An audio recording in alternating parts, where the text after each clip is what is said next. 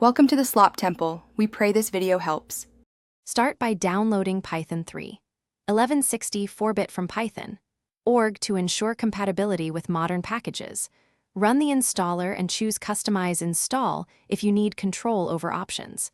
Check the box Add Python 3, 11 to path before continuing to enable command line use. Complete installation and verify with Python version in a terminal or command prompt window.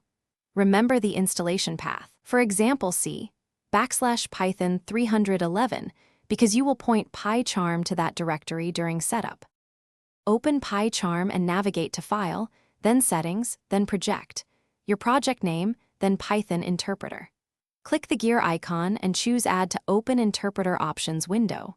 Select System Interpreter or Existing Environment and browse to C \Python 311 \Python. exe for a global interpreter. Alternatively, choose Virtual Environment to create an isolated interpreter. Click OK and apply so Pycharm configures paths, discovers pip, and begins indexing installed packages for code complete. Prefer creating a virtualenv for each project to avoid dependency conflicts between projects. In the Add Interpreter dialog, choose Virtual Environment and let Pycharm create one using Python 3. 11.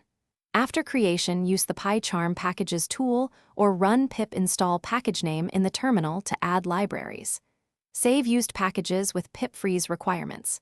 txd to reproduce environments across machines or CI. To remove a package, run pip uninstall package name or use the Packages tool for a GUI approach.